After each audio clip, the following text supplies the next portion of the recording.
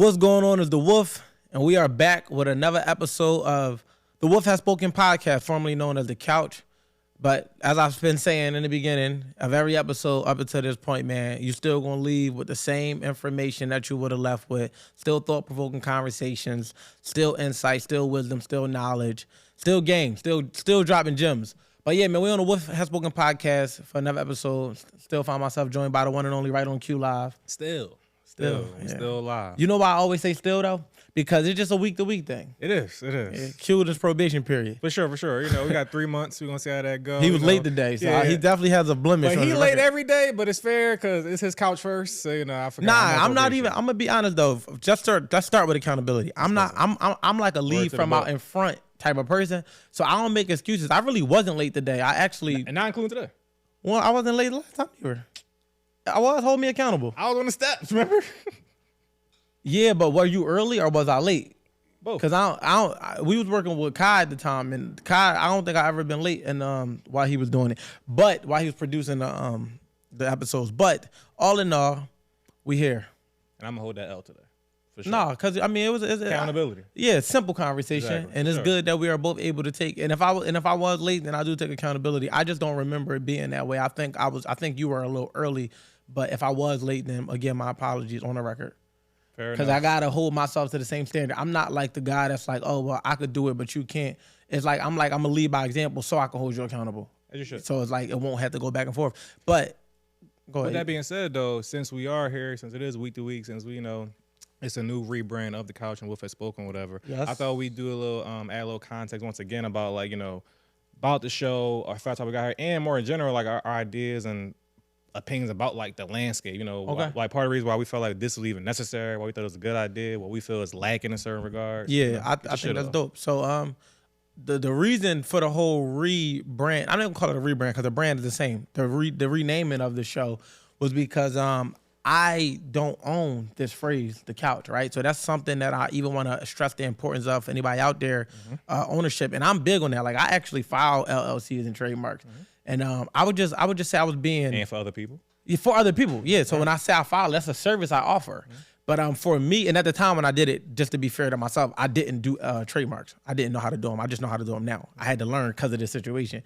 But staying on the topic, when I did it a couple years ago, I was more so trying to build the Wolf Network. And the couch was just one of the entities. It wasn't the thing.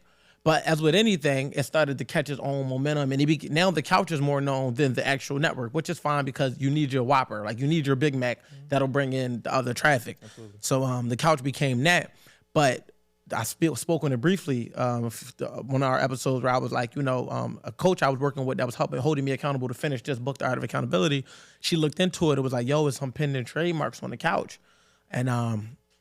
And I didn't press play on it. Initially I felt how I felt. I mean, being human, I was upset, but I didn't move on it. And I was just going to still use it and just see how it go. I was actually going to try to fight the trademark and say that I had it first or whatever. But I just didn't film nothing at all. So, but deeper level thinking was like, also the couch, the purpose of it, to create therapeutic conversations and all of that was good. But again, I wanted to create a platform that was more geared and centered around me speaking versus having people come to the platform, which is fine if they join us for a convo. Like we can have open discussions, but I have a platform on my social media that's literally catered to me giving out advice. So when people think of me having a show, they want to hear me speak. And I wasn't even feeding my audience with the way I was doing my content.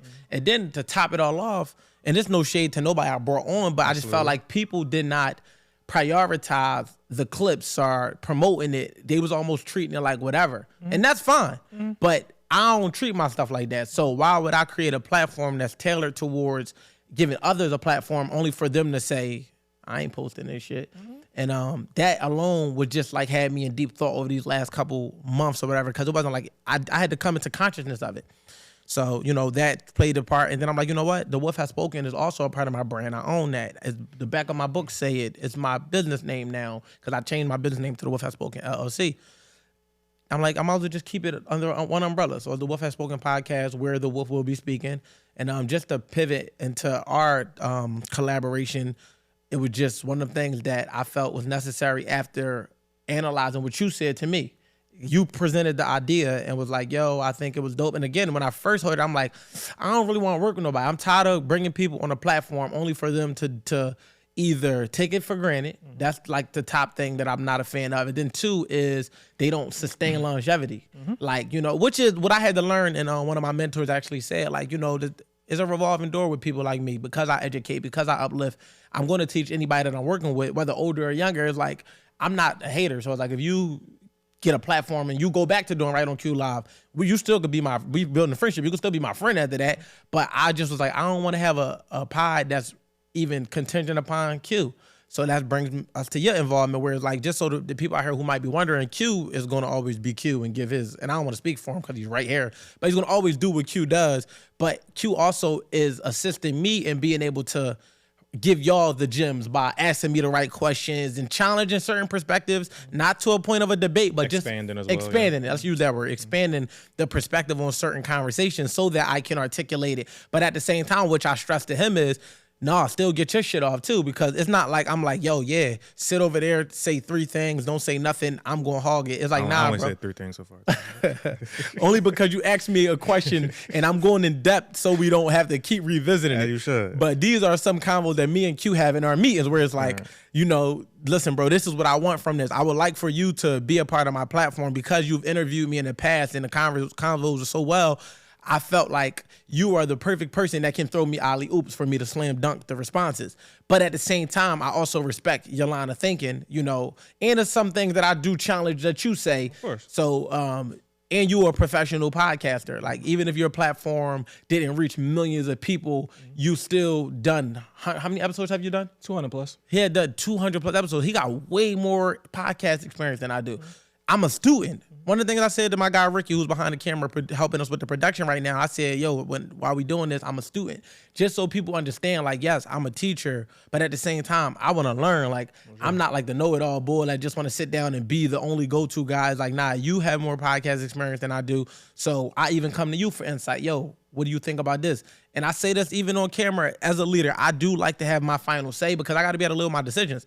But I also like to be able to have a team of people around me who are educated, who can challenge and expand my perspective as well as then give me their own so that I can see it a different way and be able to, you know what he said make more sense. So I'll let you give your spill from your perspective. But yeah, so Q is here. This is my co-host. And but this ultimately is the person that's going to be assisting me in delivering the best content possible while still doing the same thing for himself. So we got to clap it up for you, Q. Oh, wow. Because you got two important jobs Appreciate that. on the platform. Yeah, you said a lot of great and necessary things. And one of the things I want to piggyback off first is the idea of, like you said, with no shade, of course, but it's also just like honesty and transparency, whatever. You know, I feel a lot of people who build platforms, pursue certain things, have passions, we come across those same situations like, word, we ain't gonna post, you ain't gonna do this, you ain't going, I support you in this way, you're not gonna do it that way. Yeah. And then we all also, often people complain about not getting reciprocated energy, not doing support. But then there's always this fucking weird ass cycle. And it's funny, years ago I had this conversation like, is it a Philly thing? And I used to always push back on it. I'm a person that's always going to defend Philly. Yeah, of course. So when people say, no, like certain shit is Philly behavior, like Dickie and his Philly behavior, or niggas not showing love, niggas playing too cool for school type shit, whatever. Now, looking back on it in hindsight, I'm still not going to say, I'm still going to be on the hill for Philly, but it might just be nigga shit. That might just be it, whatever. So, you know, I went through in my situation, my platform, where niggas be, yo, Q, this is the first podcast I've ever been on. You had such a dope perspective how you did it. It was great. Hospitality, this and that. Then it's like, yo, whenever this go out, though, yo, I'm da-da-da-da. Post it. Crickets. Never see this nigga ever again. Never see. And then this is actually, and mind you, early on my podcast journey, I used to have what I call a fuck you forever list. I still have it, though. I have it just in life in general. I know that list exists. Yeah, I just have it just in general or whatever. But early on, it was essentially built off like, my nigga, like, look me dead in my face, and then once the podcast go, you act like it never happened, like. And then I feel like it started being more of an insult where it's like, let's say you go to fucking whatever X podcast or platform that's bigger, XYZ, right? Yeah, right.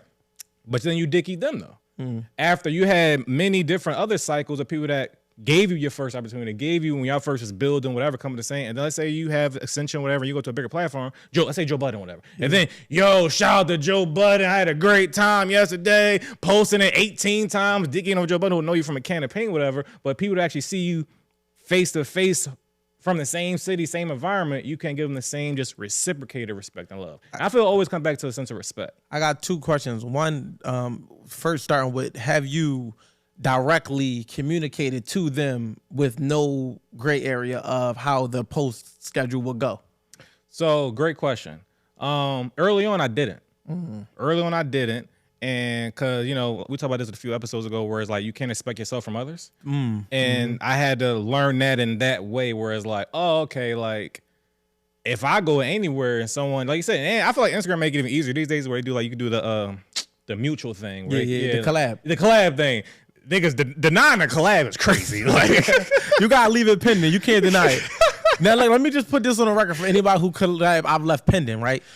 Communicate with me the time that you plan to post, because I don't like a spontaneous, impromptu collab request, because I may have been about to post something on my account at that time. That's fair. And I don't know how the algorithm treats certain things. And to my experience in marketing, what I've saw, and I'm not going to say that this is the exact thing that happens, but I believe based on experience that if somebody's account is shadow banned, they can actually mess up your algorithm. So I'm kind of like, let me send you a collab request because I have the bigger reach. And I'd rather Instagram expose it to my platform and then collab with you than me try to funnel it through yours and then we get no love. And I only say that because I have multiple accounts, my business accounts that I always collab with. And whenever I drop it from my business account first, no, it's crickets. Like you said, whenever I drop it from the Wolf page, I get way more traction to the business page. So that's just something that I analyzed. That's fair. And I'll give you that edge even. That could be true, and that's probably is true. And to be honest, that was how I was early on. By the middle and the end of it, I kind of stopped giving a fuck. No, you created a fuck you forever. No, that's because no matter what, you got to be accountable for your actions. So to me, if you don't do thorough shit, you're just not a thorough nigga. I'm not mad about it though, or it is what it is. Or I would expect most people just not be thorough, which is cool, whatever. Like, so I would still hold people accountable to their actions, but I stopped being pressed about it and just add it to the list and move on about it, whatever. So wait, but you are getting to add it to the list. Absolutely. Like, and people, and by the list, I feel like everybody in life should have a fuck you forever list. Where this, again, you don't gotta be extreme as me, but it's like this, right? Let's say someone's on fuck you forever list. Not saying it's beef, I want to do something to you, anything like that, whatever. However, I can die on the hill. I don't care if you become president of the United States. I would not want to do anything to do with you. I don't want nothing. I don't give a fuck what access, privilege. And if I become president of the United States, don't come to me about anything in life, nigga. Don't be like, yo, I'm Wayne in jail, pardon me. Rot in that bitch. I don't give a fuck. And I will sleep at night with peace because it's not weighing heavy on my heart at all, but we got to hold each other accountable. I feel we as men got to be accountable, especially. Yeah, we're going to talk a lot about accountability today, but before we get into accountability, let's talk about forgiveness. Is that a thing with you? Forgiveness. Do you have a forgiveness list? Do I have a forgiveness list? No. But that's an interesting question. Is that a thing? I can't say it's a thing if I have to forgive you.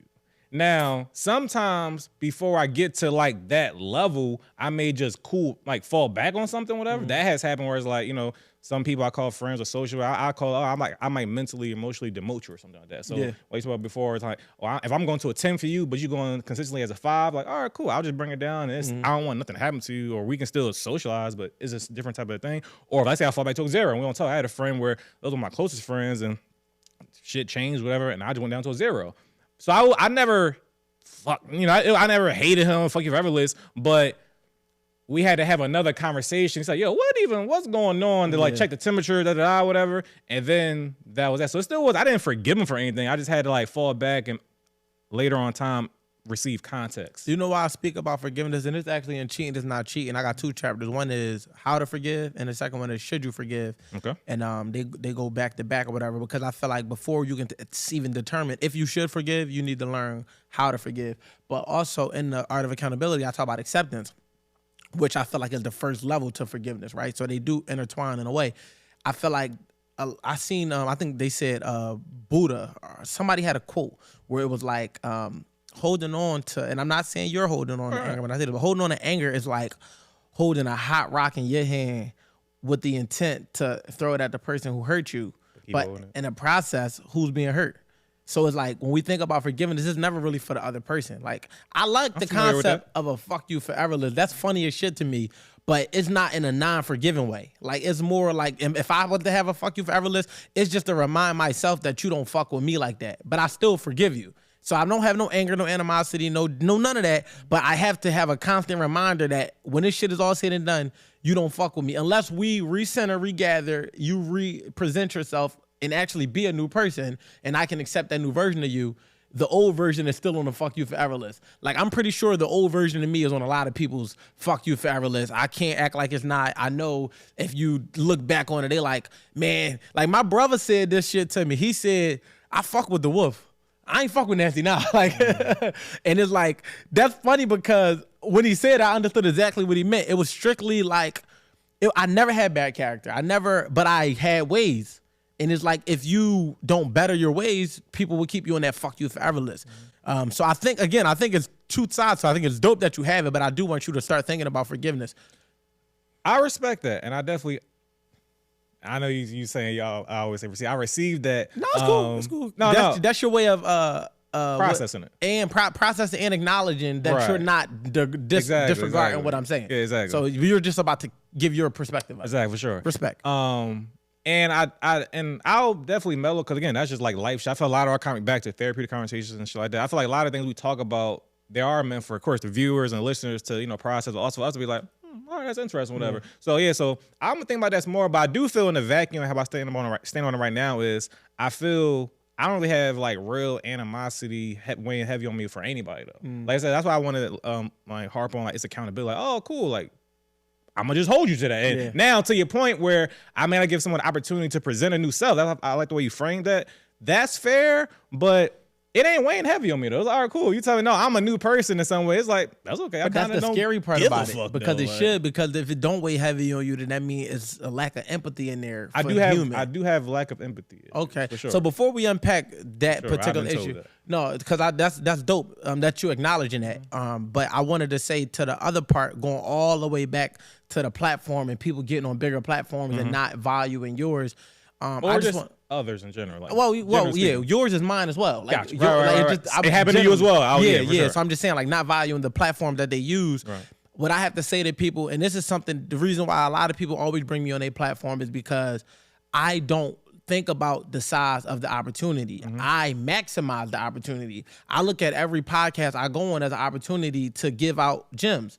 And these clips, when posted on my platform, can go viral. So I never rely on somebody else's platform to give me the lane. I always looked at it like if I say the right things, and what I mean by the right thing, I'm saying things that I accurately feel and they hit in the right pockets at the right time, it'll go viral on my platform. So I don't need to go to the biggest platform to gain awareness or to get reach, because you can reach people from your own phone on your own platform just by being you and being authentic. So for anybody who does take an opportunity to go on a platform, understand that a lot of these things are relationship based. If you want to have the fuck you, you need me mindset, you're not going to go far in this business, because then you're going to always be on the other end of that. Because now people are going to be like, nah, fuck you, you need me. So I never wanted to be the guy. And Q will tell you, because I came on Q podcast about 4 times and it was never treated like that. I always posted the clips. We done went viral a couple of times for different things that I've said, to the point where I felt like Q was lining me up to ask me certain shit to go viral. I'm like, this nigga is asking me these questions because he know I'm going to give him a controversial response that's going to bring awareness, which I was fine with, because in retrospect, I was also gaining the same awareness. So don't judge the size of the platform.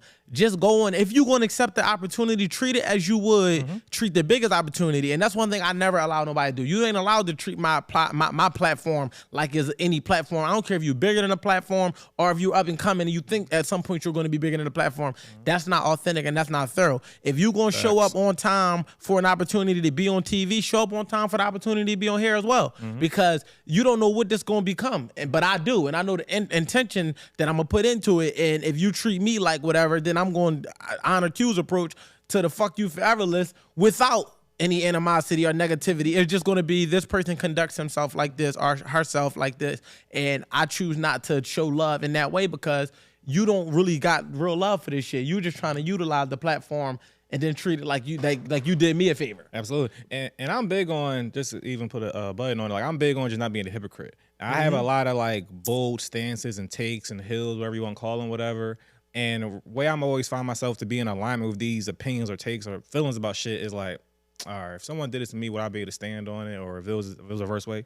Yeah, then I could be as bold and lonely on the hill as possible. I'd be totally fine with it. So when people do like just not thorough shit, it's always dumbfounds me because it's like, you wouldn't appreciate that the other way around. But a lot of people are just totally fine being hypocrites, like subconsciously and consciously. I think to your point, I'm sorry, but you're still making a point. Yeah. No, I say to your point, I think that is two sides to that coin. Yes, some people are perfectly fine with it, but others are just unaware.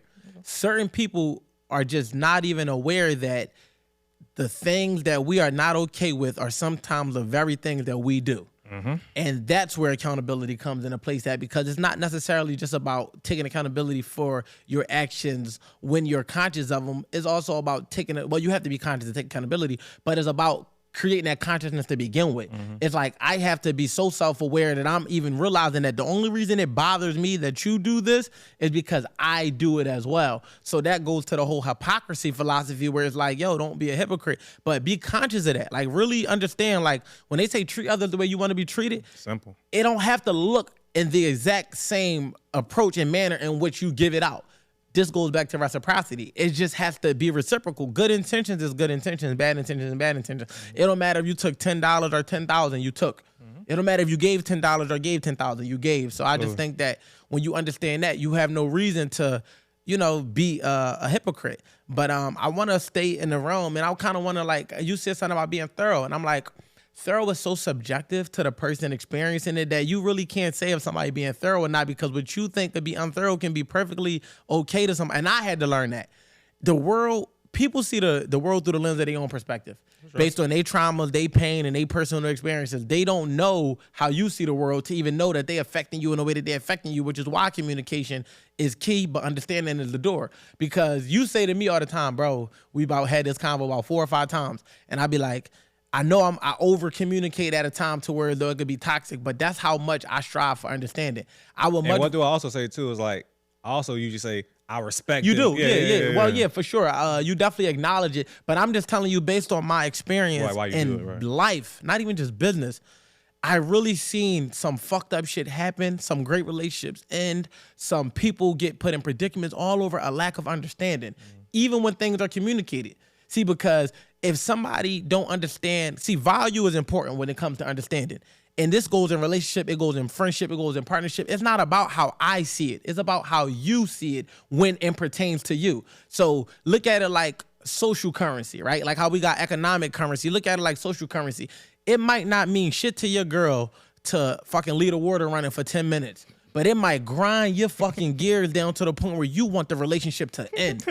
If she say, it's not that deep, it's not that big a deal, you gonna be livid because you gonna feel like, how are you gonna determine and decide what's a big deal to me? So I started to strive not to try to make people understand what I perceive the world as, but I started to try to see it from their perspective. I don't have to operate like you to see it like you.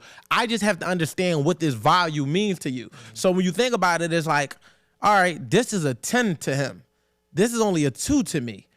All right, so it's because it's not that deep to me, it should be not that big a deal for me to do or not do. You feel what I'm saying? Now, if it is a 10 to me and it's a 10 to this person, then we stand on 2 different sides of the fence of respect. We don't have to modify anything because I'm not going to change who I am and expect anybody to change who they are. But if it costs me nothing to do, mentally, energetically, spiritually, then it's easy for me to make the adjustment. And that's the shit I explained to my girl. You can't tell me what matters to me. That's one of the things that grinds my fucking gear, where it's like, you can't tell me that, because I won't tell her she's not allowed. She could be like, yo, I know that don't seem like that big a deal. She asked me multiple times, am I insecure for thinking like this? No, that's how you feel. I'm not going to call you insecure for thinking like that. Insecure is in your actions, not in your thoughts. But by the way of you acknowledging it is letting me know that you have the capacity to acknowledge in that regard that this makes me feel away. So I can take that into consideration when making decisions. Like, all right, now that I know that this is how she feels, again, certain things ain't that deep. I'm not talking about the petty shit. Oh, I don't want you liking pictures on, because it's like, girl, sit down.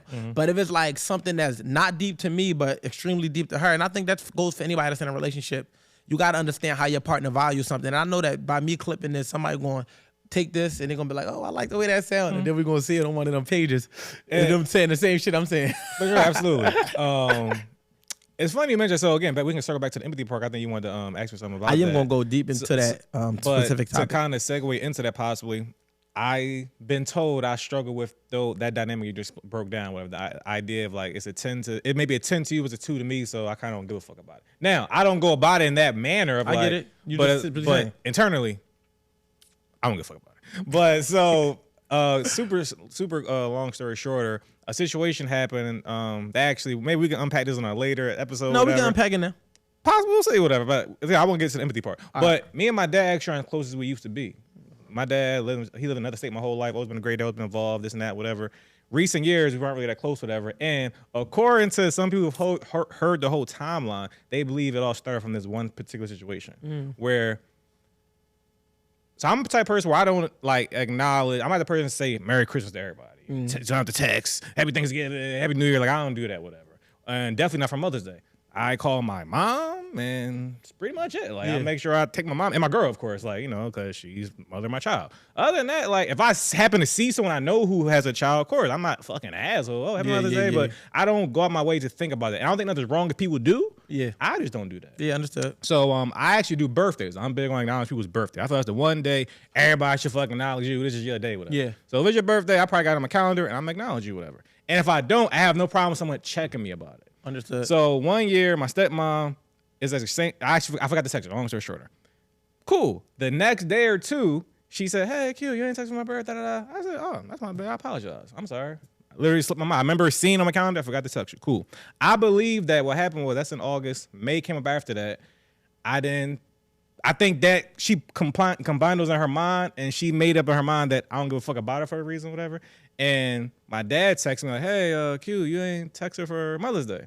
And I'm big on ignoring people when I don't like fuck what you just text me about. That's the point of text message. I'm gonna just ignore it. So he like, "Hey, you ain't text her for Mother's Day." I was like, I don't know what that's about.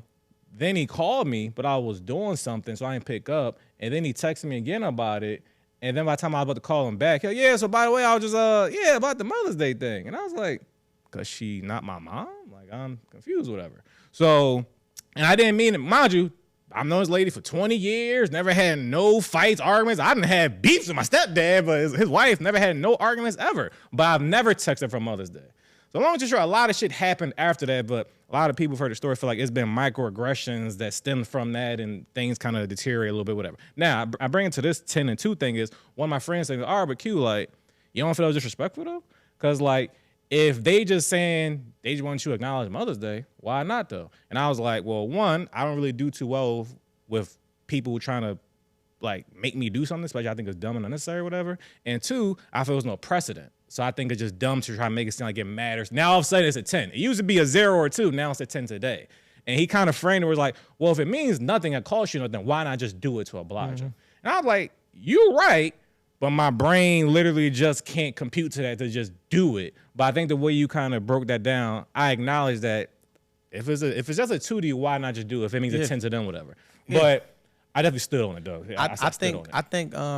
I don't think you were disrespecting anyone. I just think it shows a lack of respect for, and as a man with kids, right, and a girlfriend who is not my kid's mom, I can see as a father how he can feel embarrassed that it's blatant that my kid don't respect you. And you said to your own philosophy, I can't quote you, but I'll paraphrase, that if I don't give a fuck about you, I'm just not about to text you. So if you say that, in general, like, you said that. You said I just text my mom and my daughter's mom because it's not that deep to you. Right, yeah. Yeah, I'm not saying you don't give a fuck like you don't fuck with her. Yeah, okay, I'm saying you don't give a fuck like it's not on your list of shit to do. Right. But it could be received like I don't give a, because if I didn't contextually add that, no, it's not that you don't fuck with the person, just by you saying, yeah, I really don't give a fuck to do it, it sounds like, I really don't give a fuck about you. And depending on where someone is at. I never distributed that type of energy before? Only because, again, you already said, you already hit it on a point where she compiled those two. I assumed that. Well, of course, but based on your assumption and the outcome, that's a fair assumption. Fair. I don't believe in assumptions, but I think the lack of communication here and what you're drawing makes sense why you would conclude that. Gotcha. But again, I think that the conversation should have been had as adults. Like, listen, like when I did that, it wasn't intentional. I think that's where like the man up shit got to come in. It's like, look, Dad, if I came off like I'd say this to grown men, grown women, kids, whatever. If I came off in an offensive manner, I apologize because that was not my intent. Here's what I was thinking. Now, I do understand that threshold. I'm not explaining myself, right? Because after a while, but in this particular matter, when it's a misunderstanding that's not attend to you, it's worth explaining. Because the explanation is the energy. It takes more energy for you and your dad to be at odds. Now it's a bunch of petty shit. Now it's like we ain't that close. When a simple conversation could have been had man to man. Look, Pop, I really didn't even think of it like that. Like, what's her name? Miss whatever. Has she ever been a mother figure to you? So it's funny. Figure. Sure. Yes. You should be texting her Happy Mother's Day. I'm gonna tell you that as we develop in our friendship, and I would tell any of my friends of 20 years plus, because she has been a mother-like figure. So you don't have to love her as much as your mom. You don't have to treat her like your mom, but just the respect as a figure of a mother that's been in your life. Whether you enjoyed it or not, you didn't like Andre, but he's still your stepdad. Like, right. You know what I'm saying? It's like whatever her name is, you know, I'm just saying that because I don't, right. I don't want to seem like I'm like degrading or disrespecting her. But You don't fuck with her either. That's crazy. I just don't know her name. Like I address Andre by name because you actually gave him a name. His name. Yeah, you gave him a name. You didn't give her a name. You said my dad's girlfriend. So until you give her, it's like, I'm joking. It's Sonya. Shout out to Sonya. Sonya. I literally have no animosity towards her. Miss Sonya, if you would have, Sonya. just shot her a message, I think that it would have just been dope. And when you talk about being thorough, that's what's thorough, in my opinion. It's doing what's right, even when it's against my comfort zone. But it's the right thing to do. And I don't think your dad was wrong based on the little mini bit of information that I have for sure. in that particular approach and feeling like, yo, I'm going to talk to my son. Because you never know what type of wedge that created in their relationship, which made him feel like, damn, I need to talk to my son about this. And that's what should have been acknowledged. Well, damn, why is my dad bringing this to me in the first place? Now, I'm going to give you, we're not going to go down the whole thing, but a little bit more. So how I feel is about the whole thing coming to my son about it, right? I'm big on, and part of the waning of the relationship is I feel like, oh, like you kind of don't know me. That's a whole other topic, whatever. Him or her? My dad. And I feel like if it was me in those shoes, for the most part, there's nothing nobody can tell me about my child. Yeah. Unless something is overtly, it's like he did something. Like he said, like, bitch, fuck your Mother's Day or fuck, like. But if it's just like, oh, he just didn't text your Mother's Day, which he never did, you can kind of get the fuck out my face too for real. Like, so it's like that's what. So if it's me, and even if that is, cause I'm not even saying she did come to him. No. I'm just saying. Let's just say, however he landed on that. To me, I don't even think that was valid for real or thorough. And that's me. Cause I feel if it's my wife comes to me about my child, yeah, like, you know what, they ain't text my mother. I'd be like, okay. You know, I get it again, but that's you valuing it at a 2. Right. So, but it's like, again, you got to see it from a 10 perspective. And it don't have to be that particular scenario. You have to ask yourself, what would make me go to Queen, your daughter, about a situation involving X, Y, and Z? And then put yourself from that perspective. You can't judge it based on the 2 that you view it as. You have to judge it from a 10 that is being presented as. And that's the way you connect the dots. And that's a very fair mental exercise. Yeah. And assessment. I'm process it. But the last thing I'm put in is like, I just feel like when thinking about the 10 to 2 dynamic and parallels, comparisons, just like it's difficult for me to do because back to the empathy part is not many things are 10s to me. So yeah, so when I see people who have a lot of 10s, it just be like, I'm gonna just look you dead in your face and say, those aren't 10s. But maybe they just got 10 10s and that's just it. Maybe nothing else in the world matter but those 10 10s. But those 10 10s might just be the things that you do. So it seemed like you could never do no right. But before I even go all the way down a rabbit hole about the 10s, right? I want to stay in the regard. You said that you feel like your dad don't know you if he don't know how. But at the same time, it's almost like you kind of like, if you don't get with the program, then it's like you almost making it his responsibility to adjust to how you are and accept it. And I do think we should be accepted for who we are, how we are, but it still has to be communicated in that regard. You got to do your part too, and that's the accountability too. It's like you got to make it look, Dad. Like I think you should get to know me and how I am, because if you know a little bit more about me, you will realize that I ain't even think twice about it. And it's not in a way where it's like I'm being disrespectful or showing lack of respect, but just in a way where it's like my mind just don't work like that. Like I can, to your point, people, I'd be like, I don't think about other people. I don't. When I say that, it's not saying I'm lacking the compassion or the empathy to be able to keep them in mind. Is I'm just so focused on what I got going on that I don't sit around and be like, I wonder what Q doing right now. Like if Q reach out and tell me he got something going on, oh damn, you all right, bro? You need to talk. But other than that, I'm focused on writing books and doing podcasts and doing this and doing that. Like I'm not sitting around thinking about nobody else's life, not my friends, not even my kids. I'm gonna keep it a being with you. I think about their well-being and their safety. I don't think about what they're doing all day, every day. I don't micromanage and monitor, not my girl, not none of that. But when they come to me, I'm very present in that moment. Right. So I get that whole, aspect of, just being like focused on whatever you got going on.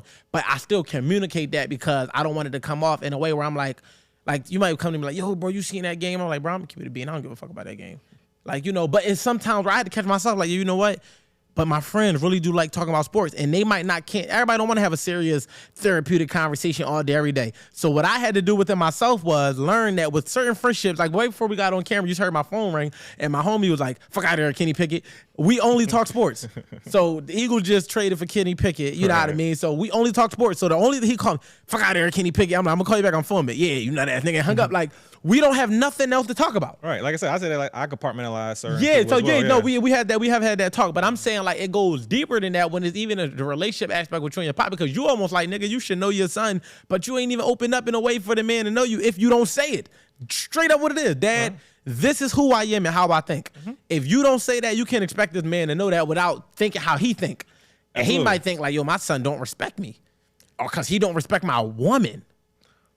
All fair. Little piece of information as well. We actually did have that conversation. Where I was like, yo, you don't know me.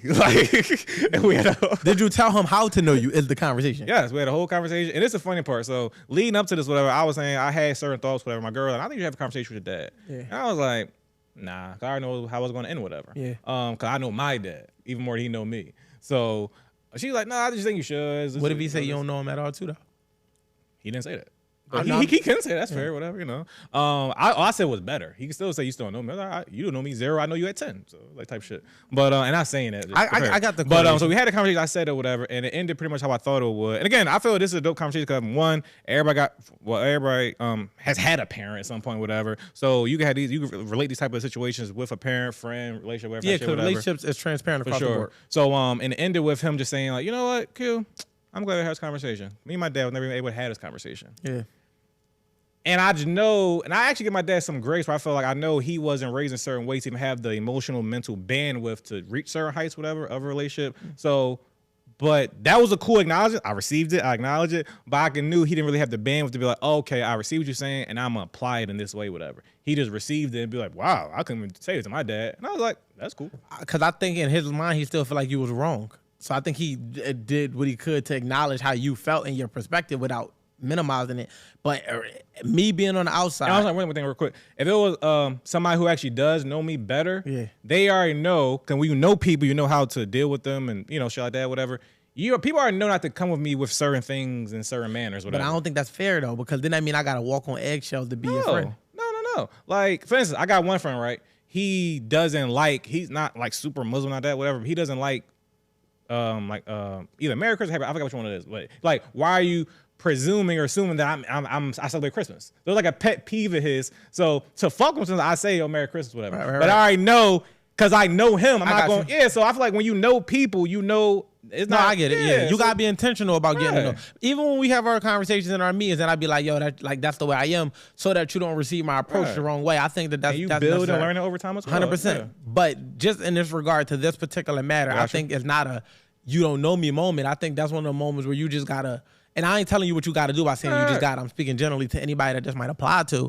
You have to approach it in a way where you're being understanding. Because I feel like everybody want to be understood, but nobody want to be understanding. Sure. Everybody want to talk, but nobody want to listen. And when listening, they're listening to respond and not to understand what's being presented to them from the person's perspective. So it creates for a rebuttal versus a response. Because when you respond, then that takes thought. Right. And it takes intentionality. And it's like, I'm responding to what you said based on how you felt and where you're coming from so that we can create resolve, not based on the point I want to get across or based on, where I felt like you didn't hear me or based on what I think it should be. And I think that that's important when relationship building, because that's how it's built. It's your brick, their brick, your brick, their brick. Sometimes bricks intertwine, sometimes bricks don't fit. If they don't fit that dynamic of that relationship, they're obsolete. They're not useful. And that's what the connection between a father and son, a mother and son, a mother, daughter, whatever should look like. It should look like me trying to show you who I am while receiving who you are, and vice versa. Like, I don't try to change you, right? Like, I don't say the word bitch no more at all. Like, I used to be. I said it so much, I didn't even think it was disrespectful.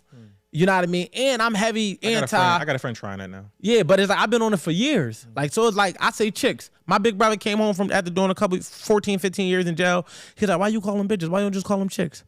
And that could be just as degrading, but it's just not the word bitch. So if I'm not saying woman or female, I'm gonna just say, yeah, we got some chicks or, whatever. But I also allow for the space for other people to develop at their own level and rate, where it's like, all right, because I know people that still had to do, one of my homies that of a long time friendship, we ain't as close as we was today as we was years ago, but he just called me for advice and was like, yeah, because this bitch, that bitch, this bitch, that. And I'm just like, he was like, yeah, she gets so mad at me calling her bitch, but I say it so much that it's not even intended to be disrespectful.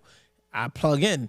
It's not really about how you give it off. It's about what the emotional value that it holds to her. She feels disrespected. Yeah. And I was like, you can't expect her to talk to you a certain way with respect, and you literally saying the bitch word to her, and she's telling you it's disrespectful. You know what this nigga say to me on the phone?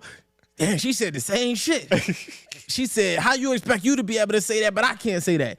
And that's like, he had his moment where he realized, like, damn, I am being a hypocrite. But he didn't see it like that because it was a two to him. Because the word bitch didn't hurt that much value. So even when you say it, it's like, it don't bother me. I'm like, all right, me and Q at two different places. Because I remember when I was like, yeah, bitch, and this bitch. You think I say it a lot? You said enough. You said it's I appreciate that. Enough. I don't think I said not it a lot. good enough, but it's like you see it. I think that I it's just don't think never. it's a lot, I've never heard you say you're a bitch, but it's just like these bitches are. So it's like a context thing. That's like how I sound too. Yeah. No, I literally was mocking you. I literally was giving you. But I also say that's what makes QQ. So I say that to say I'm receiving you for who you are without trying to change you. But I love these conversations because I do want to take a break right now just to plug our sponsors. This is brought to you by the Wolf Has Spoken podcast. Where you can, no, I'm joking. But all in all, though, this would be a sponsored place. It'd be a great place for you to promote your business, because I'm about to say something pretty profound. And after I say it, it's going to go viral, and your business is going to be plugged right before that. But let's promote my businesses real quick, man. I actually was had a company called First Step Marketing LLC before, but now it's the Wolf Has Spoken LLC because I'm doing a whole umbrella thing. But we still offer the same services. The premise of it is to create solutions for businesses, whether you need business registration, whether you need graphic design, web design, whether you need trademarks, whatever you think you need in that regard. If you just need direction, you need marketing, you need automation, you need branding materials. I literally am a one-stop shop. And the reason my business was First Step Marketing, because I feel like the first steps are the most important. So text 215-888-2467 for a free consultation and find out how we can help your business thrive, succeed, expand. We can bring more awareness. Again, text 215-888-2467. Now, that is the hotline if you want to write a book, because I also have a book writing course. If you want to just getting these services. I'm trying to think of all of the different things that I offer, but pretty much it can be found on my platform. But just text that number if you just want to get on a consultation. It's free. It's a couple minutes, and I'll tell you exactly what I can do for you. But come with good questions. Don't just come to me thinking I'm going to figure it out for you. As transparent as I can be, the best questions are going to receive the best answers. So let's do it that way. But getting back to it. Back to these bitches. Yeah, so I'm receiving you for who you are and allowing you to develop. But I do love conversations like this because it gives us the opportunity for me to pick your brain.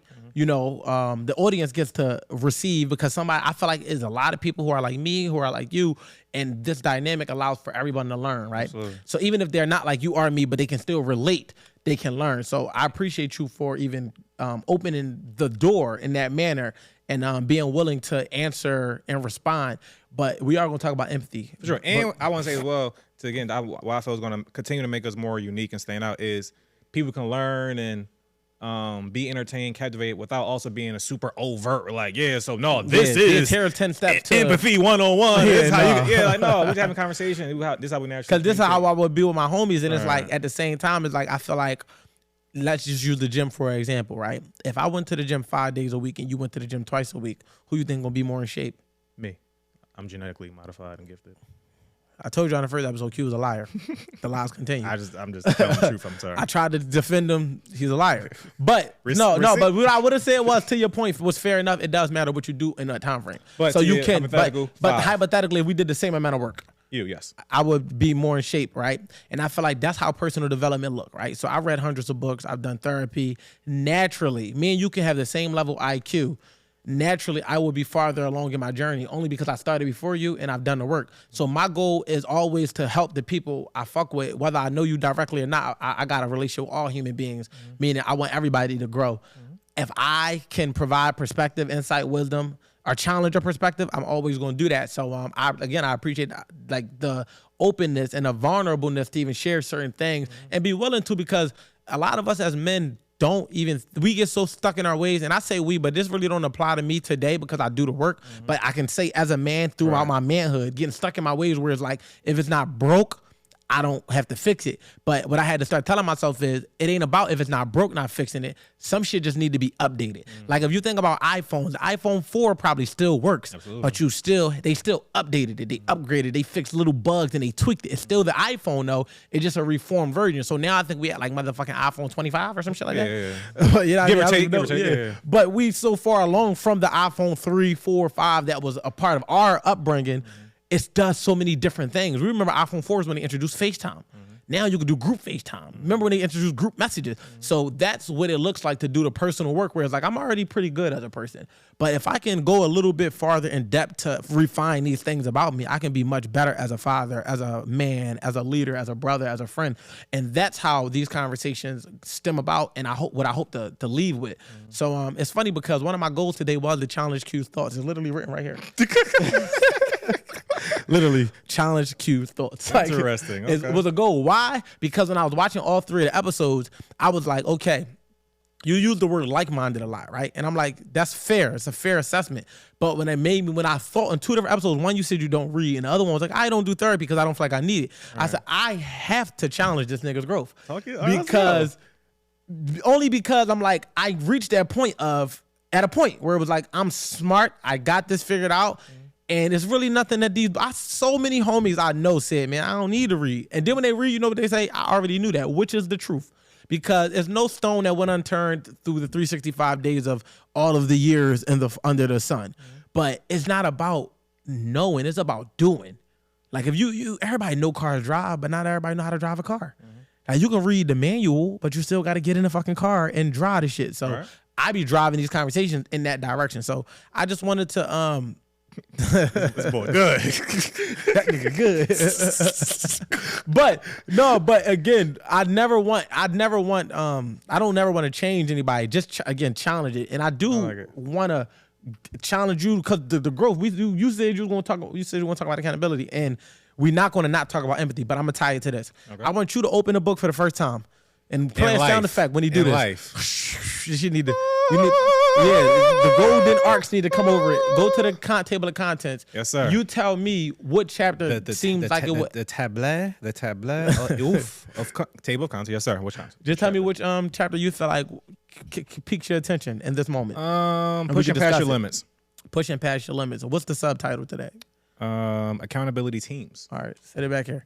Perfect. That's a good pushing past your limits. So go ahead. You got to respond. Yeah, can I respond real quick? Sure. To your point, you said, a lot of people, a lot of your friends who feel they don't really read because they already smart, they know a lot, whatever. So I'm the type of person where I am aware that I'm like kind of I'm gonna say my fucking genius, but I'm a little mentally talented, gifted. Like I was able to, go through school, graduate without having to read and shit like that, whatever. However, though, this nigga's good. Yeah, I've never read a book. Nigga said he went through college without reading. Absolutely. I got an infamous story. Me and my friend was in the same political science class, whatever. Had this infamous last 12-page paper for this book, some shit what it was, and he studied and read the book, this and that, whatever. I saw the book, looked at the front and back, skimmed it. What's Mike's name on Suits? What's his last name? Mike Ross. This nigga's Mike Ross. Mike Ross. Like Q Ross from now on. This is Q Ross. Fun fact. That show premiered on my birthday, and I learned a lot from that show. No, that shit everybody watch Suits, yo. Suits is a great show. That's one of my favorites. The reason I call him Mike Ross because Mike Ross had a photographic memory. He didn't have to read nothing. Nigga would just take a glance at it, and he could remember everything. He passed the bar without going to law school. That nigga was different. For sure. So here we have it. Q Ross, everybody. I've done some similar things, but I appreciate that, kid. But yeah, so I understand that I'm able to do that, whatever. However, though, I'm definitely not against progressive growing and learning or whatever. I never got that vibe from you. Sure. So I just learned very early on that, okay, reading is not my thing. That's not the best medium for me to take in information or whatever. Audiobooks? So, no. Information in that regard is not mine. I probably watch more documentaries than anybody, whatever. That's respect. And I will do a fucking deep dive on Reddit and Google, all type of shit, whatever, and I'll do a conversation. So you do read, because on Reddit you have the articles and passages. You just don't read excerpts. Books. Yes. Yeah, I definitely read. No, just context is key. That's fair. And again, I'm watching a documentary last night about all this bone shit going on, whatever. Yeah. So it was like, I'm all about information, and I feel that's one thing we have in common where we about being better. And, and I feel you can be better in different ways and at different times, different speeds, whatever, or by different means. So respect. Let's go. But all right, pushing past your limits. That's like that's like chapter 18 or something like that. And don't quote me. Charge it to my memory and not my heart. But it's at the end of the book. He's not Ross. He's Ross. I'm not Ross. But all in all, pushing past your limits and accountability team, that's actually part 2. The first part to it, I was talking about actually building an accountability team. Second part was about what the accountability team's purpose is. So pushing past your limits, you only can go as far as you know. You only can see as far as you can see. Absolutely. So with that being the case, having an accountability team to push you past your limits is people seeing in you the things you don't see in yourself and challenging you to be great in a non-toxic way, a more conducive manner. So this is actually one of those moments where I'm pushing you past your limits because I'm challenging you to read or to think or to reflect in ways that, and you need it because, again, if you don't get around people who are more advanced than you in certain areas, your growth will be stalled. Absolutely. Because you either going to shrink or stretch to your environment. If you go around people where you're the smartest one in the room, you'll have to shrink yourself to fit in because you're not going to be the know-it-all. But you go in rooms where you are not the smartest, but you are respected as someone of intelligence, you have no choice but to expand your limits. And I'll give you a prime example, right? Say if we're in a basketball team together, right? And your goal is to score the most points on the team, right? If the most points on the team is 15, how much do you have to average the most on the team if the most is 15? 16. Literally, you said that's what I was looking for. If you go to a team where the highest average is 30, then you have to average 31. Right. You averaging 16 does not mean that you're performing your best or that that's all you have. That's just you accomplishing your goal of performing higher than anybody on that team. If you go to a team with a higher average, you got to have no choice but to stretch to create and reach that level. Do more to possibly even. So that's what the whole chapter entails. That's what it's about. It's about putting yourself in environments that push you past your limits. You know what I mean? Knowing like, all right, this dude shoots 200 shots a day. I was only shooting 100, but his norm is 200. I got to put up 200 to even keep up with this boy.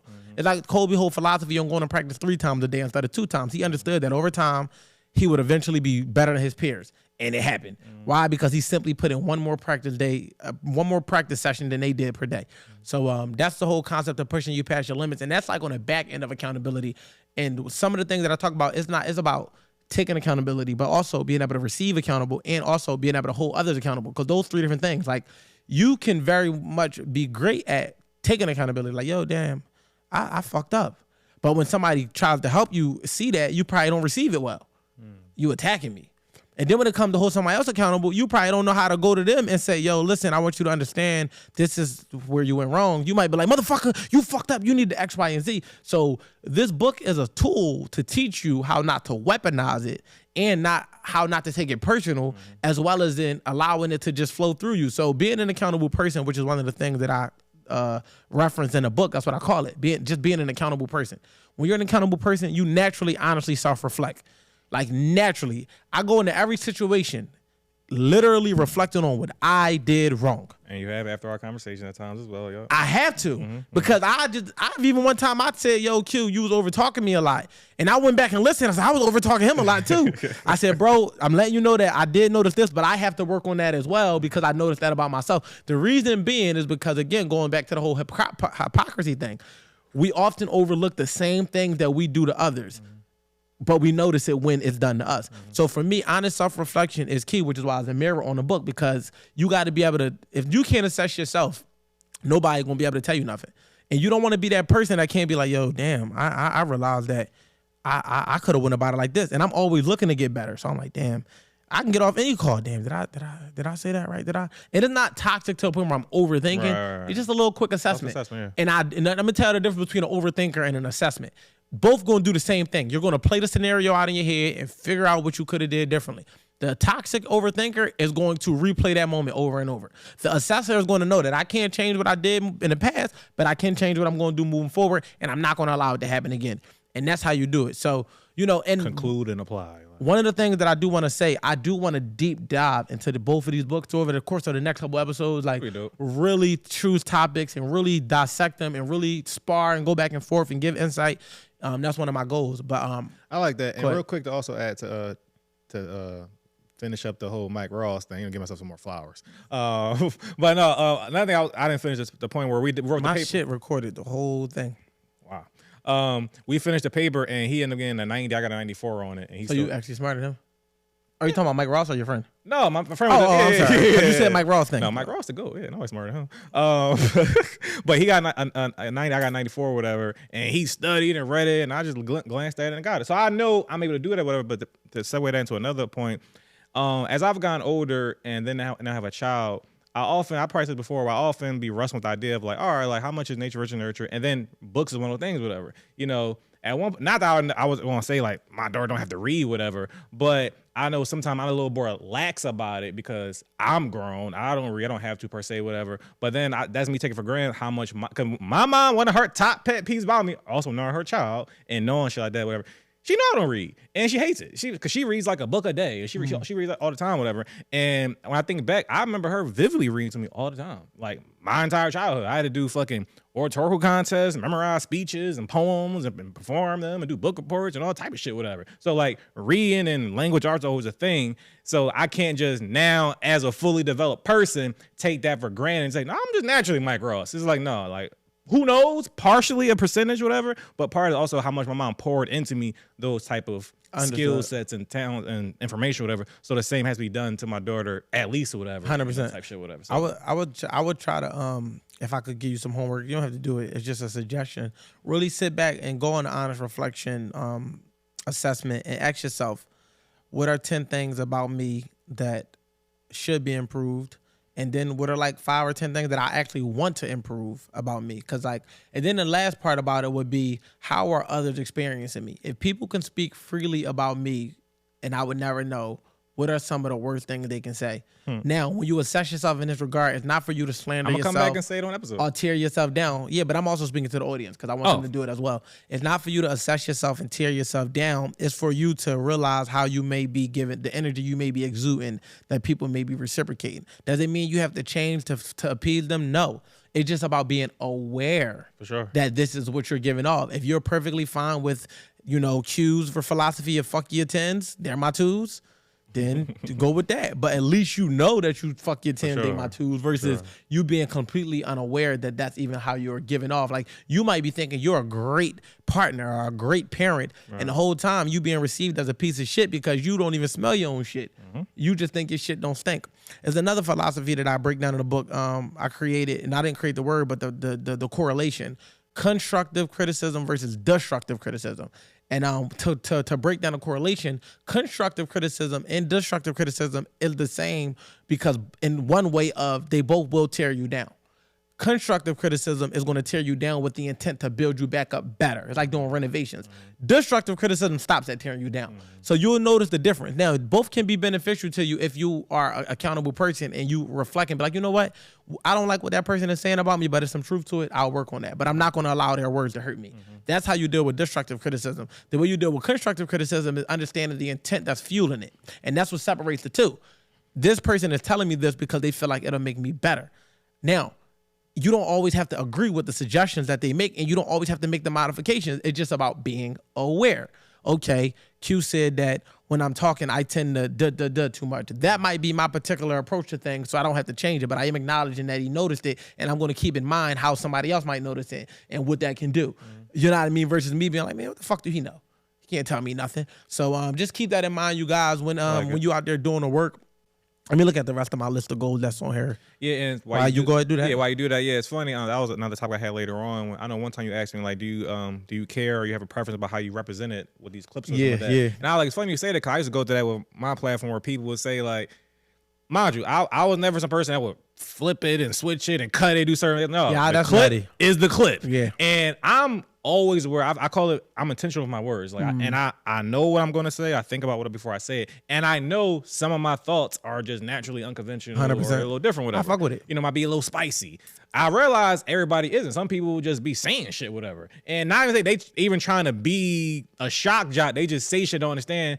You coming off a certain way, whatever. It might be something like, yo, you say bitch every word, or you just said, man, fuck this, fuck that, whatever, whatever. And my point is, when the clips will come out, they will be mad at me, like, yo, nah, why you do this and this and that. And I used to do something called screenshot takes, where people will be messaging me and DMing me and texting me about the episode's funny as shit. Wolf made a great point, But if you came off a certain way, there's gonna be that too, 100%. whatever. So I think that's a good mental exercise of self-awareness thing. Like, how do you come off, and how do people see you, whatever? And now you're saying you can stand in it, but you can't be shocked by it. Yeah, though. no, Like, because you gotta. That's the purpose of the awareness. It's like I'm aware that this is how I come off, versus me coming off unintentionally that way, and whole time I'm thinking I'm this thorough ass motherfucker.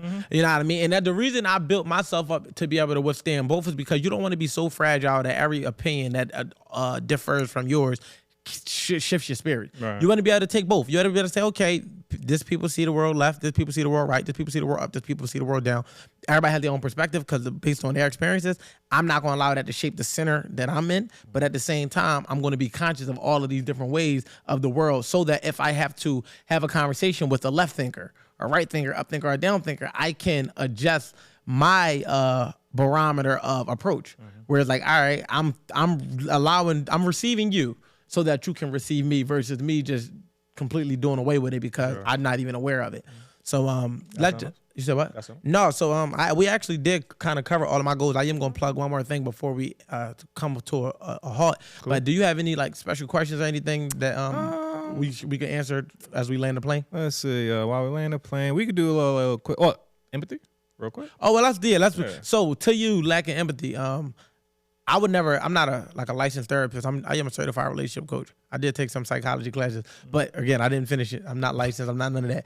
But I can see that as a fair assessment of yourself. So I won't never diagnose you with lack of empathy because I don't even know you that much to even categorize you. We work together in this regard. I'm getting to know you, but after you explain a lot of how you are, I can see the lack of empathy, and I think that that's another thing that you should challenge yourself because we will have to unpack a lot to get to the root of it, if you don't mind. If you want to, this could be Q's therapy session on the couch on the Wolf Has Spoken podcast, because it might be somebody out here like you. And the only reason I feel like I'm speed passing it now because I feel like that's an hour discussion. I got 56 questions on empathy. I like alone. the teaser topics though. We're going to delve into Q's lack of empathy. LOE. This nigga's low. Talk to the lady. Low motherfucker. Talk to the lady. We'll trademark that. I just actually had a session with the lady the other day. It went well. It breezed past. But we're gonna talk about that. And I'm gonna even talk to you about, if you might find the lady to talk to or the fella to talk to about, what goes on. And we're talking about therapists, you know what I mean? They refer to therapists as the lady for anybody who's not culturally appropriated or involved in the trends. But yeah, man, we like to talk about therapy in a way that's not so heavy, but just from a place of, this shit actually is helpful. For sure, yeah. And yeah, I definitely think it's important for people that need it. And I definitely, I said it might have been on the first episode where, I'm able to like not wear a lot of things close to the chest, and I feel that keeps me in alignment and centered and make sure like no, you just like empathy, nigga. Fair. Because my question would have been like, I have to unpack the pain that you are not trying to experience. You are too disengaged from your emotions on too many emotional topics. I just don't have that many 10s. I don't think I'm a disengaged. It don't got to be a 10 to be emotionally aware and emotionally intelligent and just to regulate those emotions. Them shits ain't even present. This the same nigga that said he will kick his daughter out and feel a little way. We still got to unpack that one too. It's on the list. Nigga said his son's getting kicked out without a question. Nigga, you're out. For sure. You got a dick. You got to be able to I was just about to quote him, but he said it himself. He said it again. And but I don't want it to be like we targeting you. You feel targeted? Never. All right, cool. You got to be in alignment. You can't be targeted if you're in alignment. Because Q does not mind the seat. Not at all. What I mean? So gotta be able to be accountable, know yourself, and be aware of yourself. 100%. And it all can be found in this book. Yeah, and literally. Once you have those things attached with yourself, it's like the rest of life is pretty easy. So, man, you have it Or here, manageable, man. I'll say. We know we going in one of our episodes to come, man. Make sure y'all like, comment, and subscribe to us on YouTube. It's the Wolf WSC on all social media, right on Q Live. Make sure you go purchase my books from thewolfhasspoken.com. You can also get my services on thewolfhasspoken.com. You can also just text 215-888-2467. Literally can text whatever you want. If you need LLC, text LLC. If you want to become an author, text author. You need a trademark, guess what you text, Q? Trademark. Prostitution. Yeah, don't text that. But Can they learn how to pretty do that, much though? I cannot teach you how to. I can only teach from experience. I've never been a prostitute, Right, I so see that, I can right. never teach prostitution. But I can teach you money management. You can text I can me, teach I can you teach how you to how- expand your business. Exactly, come on. Whatever your What first services step? are. The first steps are the most important, but they often get skipped. So let's go back and do it right the first time, man. Holla at me. The Wolf Has Spoken podcast, the Wolf Has Spoken LLC, all things Wolf. My guy right on Q Live. Get with us till we see you next time. We Yes, out. sir. Another The one. Wolf Has Spoken.